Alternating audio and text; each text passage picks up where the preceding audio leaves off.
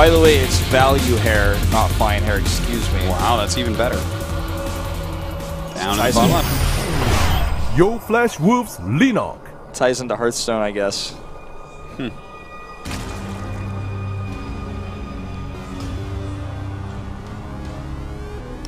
Uh-oh, it's a proxy coming from this guy at the top right in the red.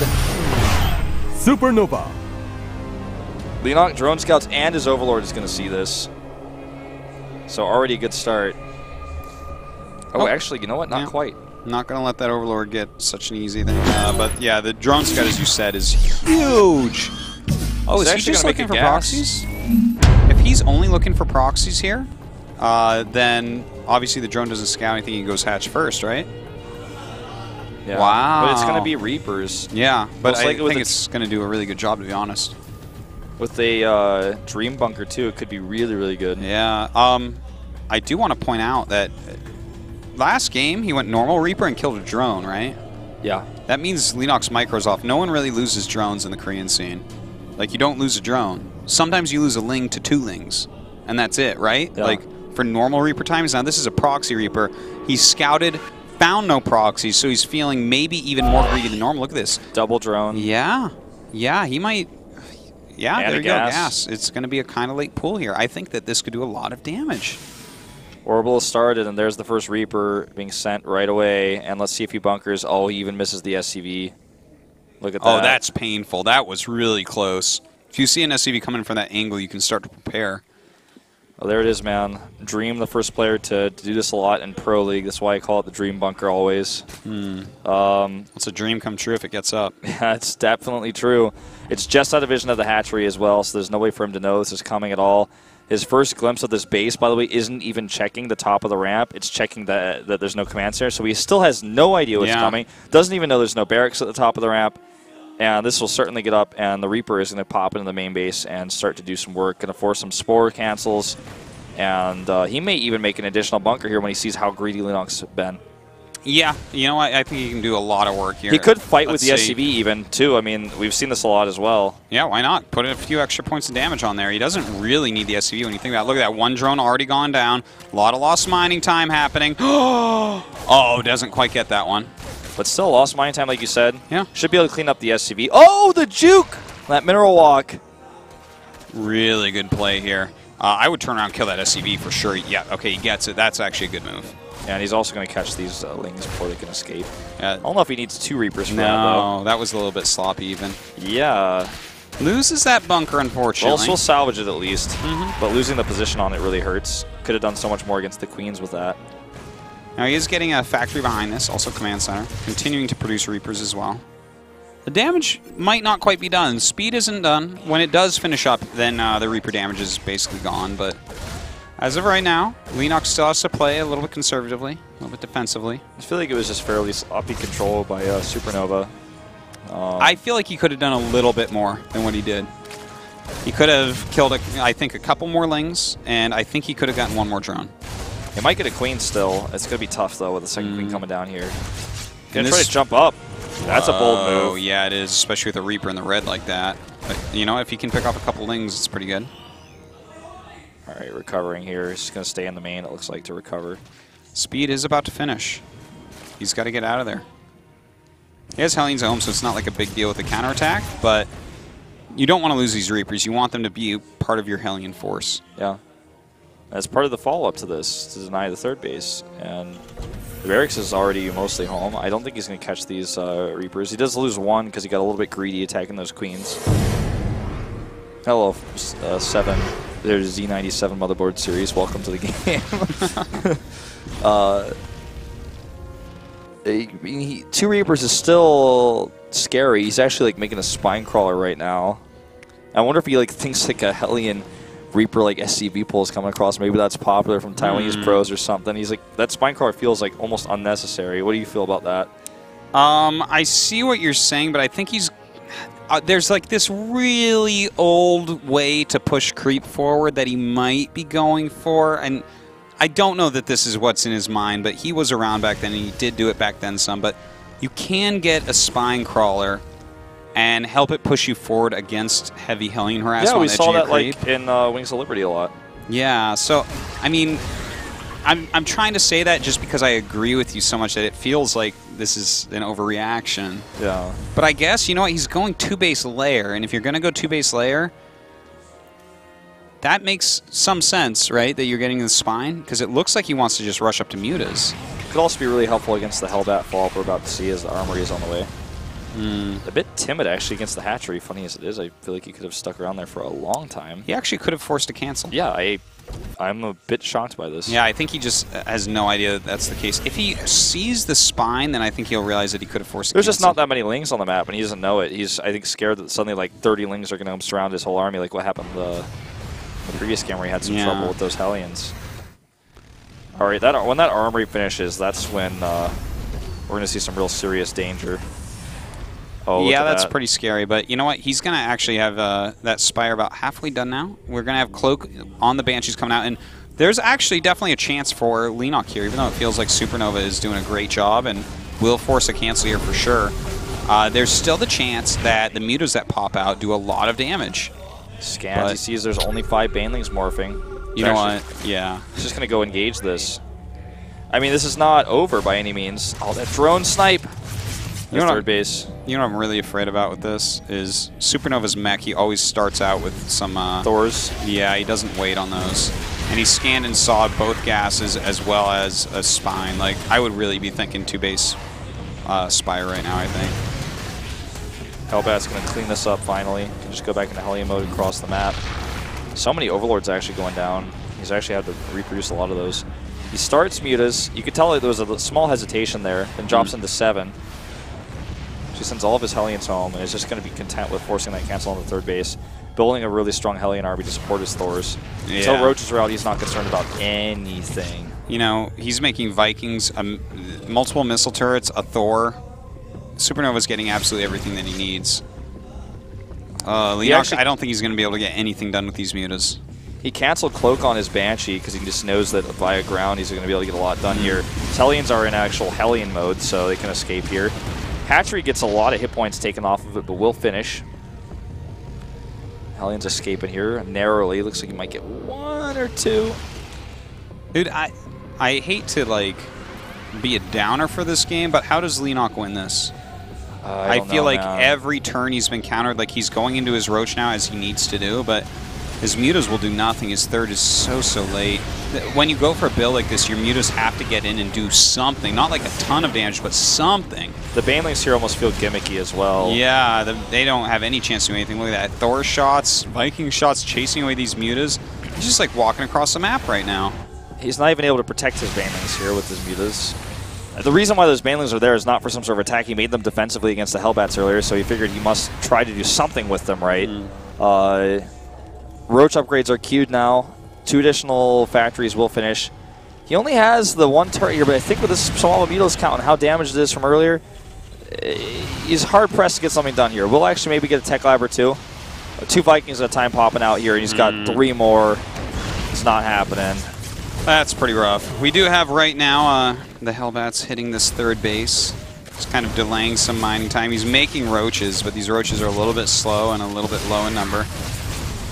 Hellbats get on top. Doesn't really matter. They'll be taken out.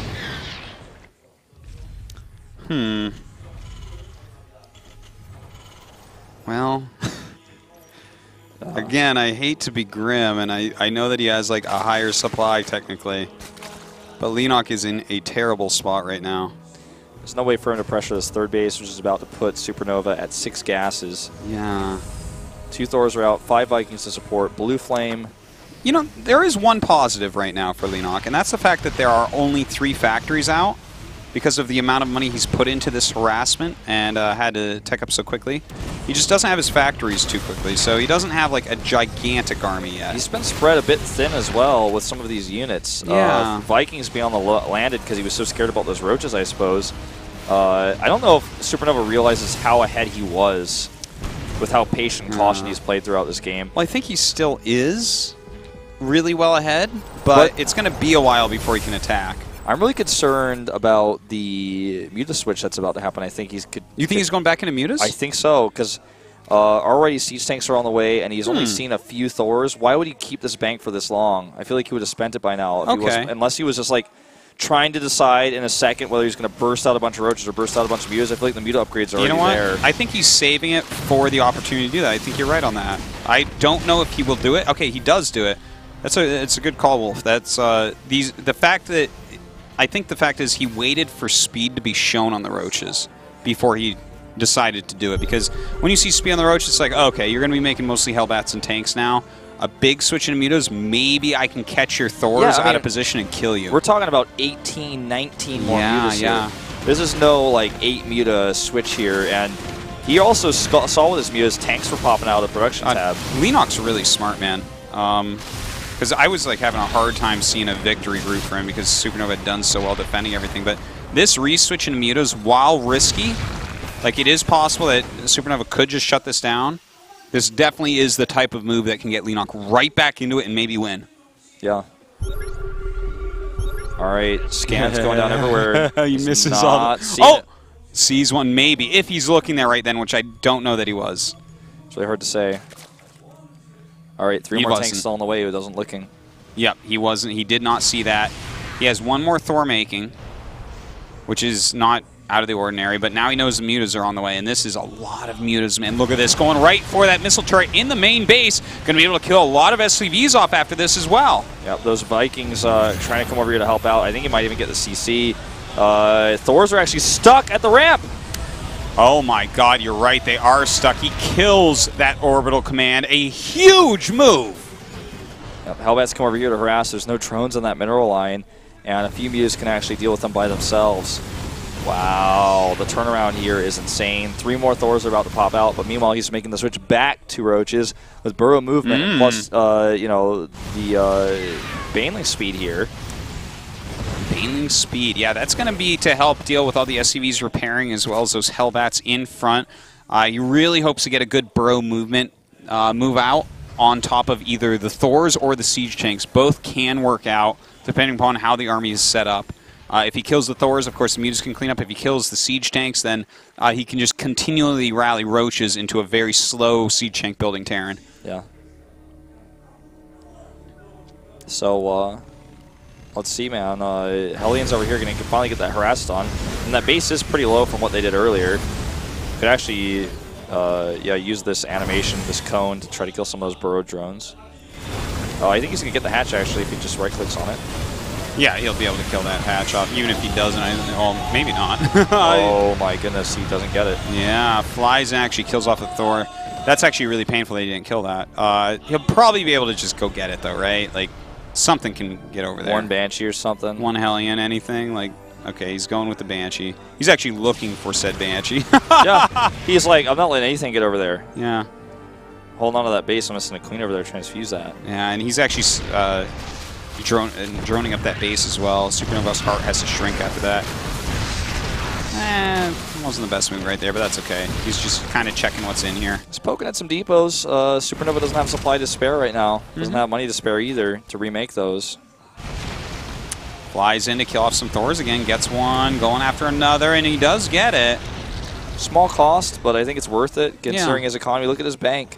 Well, he's keeping his opponent creating Thors, right? Because if he stops making Thors, if his Thor count gets too small, then a mass muta switch once again could be really good. And look, he's even upgrading that +2 air tech, realizing this definitely could be the way he ends up finishing this game. And if you think back to all of Leenock's recent ZVTs that he's won against Mech, or even the long ones that he lost, he does prefer mass mutas in the late game as opposed to swarm hosts or something like that we sometimes see. Yeah, he's been doing this ever since his FOU days, ever since his early days in FX Open, when I was really starting to get pretty close to him and watching his games like really closely behind him when he plays.